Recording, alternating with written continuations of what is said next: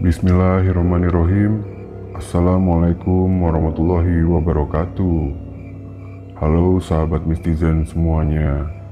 Selamat malam dan selamat datang kembali di Rampang Production Channel.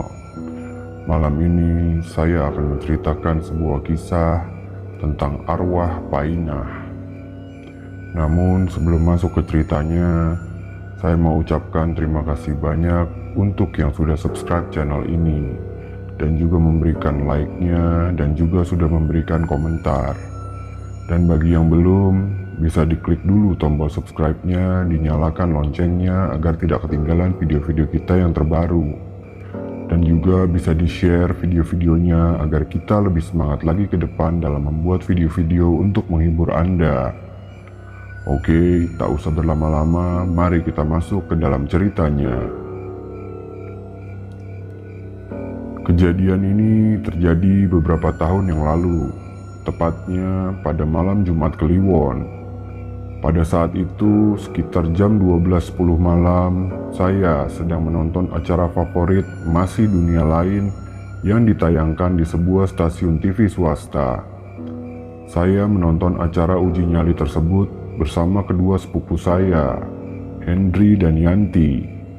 Sedangkan kedua orang tua dan kakak serta adik saya sedang pergi keluar kota. Akan tetapi, Hendri dan Yanti malah tertidur di kasur yang sudah mereka gelar di depan ruangan televisi. Saat itu, Hendri seperti terbangun dan sedikit mengigau. Sambil memejamkan matanya, dia pun berkata kepada saya yang sedang asik menonton TV. "J, siapa yang nyapu malam-malam begini?" igau Hendri. Saya melihat Hendri berbicara tapi matanya terpejam.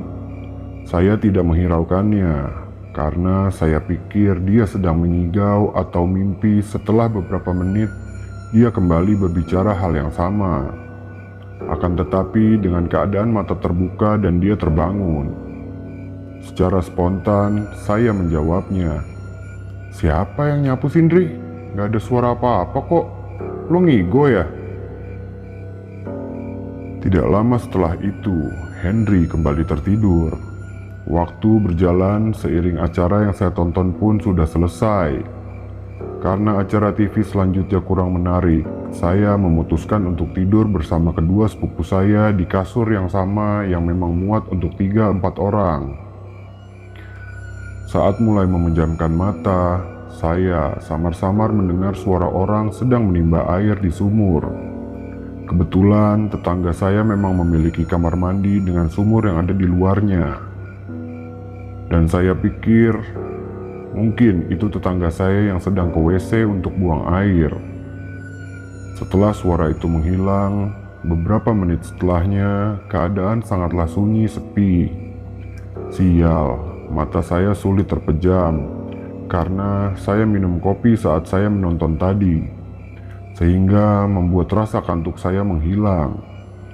Tidak lama setelah itu, saya mendengar suara seperti orang yang sedang menyapu. Dalam hati saya pun berpikir, astagfirullahalazim, kok beneran kayak ada orang nyapu di depan ya? Padahal saat Hendri berucap hal tersebut, saya tidak mendengarnya sama sekali. Kebetulan halaman rumah saya adalah pekarangan yang cukup luas dan terdapat beberapa tali tambang yang terhubung antar tiang untuk menjemur pakaian. Saya tidak menghiraukan suara tersebut. Saya kembali mencoba untuk memejamkan mata. Namun kembali terdengar suara orang beraktivitas. Kali ini seperti seseorang yang sedang memeras cucian basah yang hendak dijemur. Dan suara itu sangat terdengar begitu jelas di telinga saya. Ya Allah, apalagi ini? Apa mungkin itu si Painah? Pikir saya. Painah adalah seorang wanita sakit jiwa atau tidak waras dari kampung sebelah yang memang sering melakukan aktivitas kerja di beberapa rumah di daerah kami yang dilakukannya pada malam hari. Sudah bertahun-tahun orang gila ini selalu melakukan aktivitas menyapu atau memotong rumput di halaman rumah orang. Sehingga apabila pagi hari keadaan halaman rumah bersih, itu pasti karena malam harinya si Painah lah yang telah melakukannya. Dan warga pun tidak mengetahui alasan orang gila yang satu ini membersihkan rumah orang. Akan tetapi, yang saya tahu si Painah sudah 1 minggu ini sakit dan hanya diam di rumahnya. Tetapi logika saya mengiyakan hal itu untuk mengurangi rasa takut saya. Setelah beberapa kali terdengar suara aktivitas seseorang di halaman rumah, saya pun memberanikan diri untuk menegurnya dan bertanya, itu Painah ya? Sana pulang, udah malam.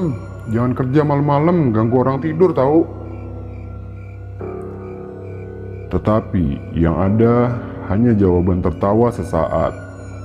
Setelah beberapa lama, suara itu lenyap dan kembali terdengar suara aktivitas orang sedang menyapu. Dan kali ini lebih keras terdengar.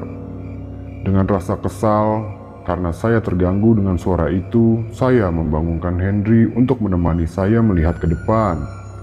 Dengan sedikit menggerutu, akhirnya Henry mau menemani saya ke depan. Setelah saya membuka pintu, saya langsung berkata, "Hei Painah, kau ganggu orang tidur saja. Pulang sana." Dengan pandangan mata mencari di mana si Painah itu. Namun, spontan saya kaget dan tidak bisa berkata apa-apa. Dengan mulut menganga, saya menunjuk ke arah tempat jemuran, disusul Henry yang melihat ke arah yang saya maksud. Kami berdua terkulai lemas dan tidak bisa bergerak sama sekali. Karena yang kami lihat adalah sosok seorang wanita di kegelapan dengan rambut sedikit kumel dan tak terawat, serta keriting. Menggunakan pakaian daster ibu-ibu hamil, sedang memandang kami berdua dengan raut wajahnya yang sedang tersenyum dan sangat menyeramkan. Matanya merah menyala.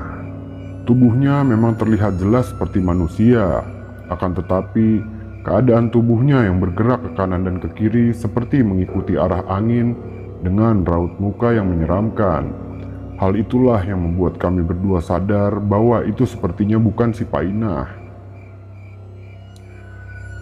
Dengan keadaan yang sangat teramat kaget, saya membaca doa dan ayat kursi untuk menenangkan pikiran dan hati.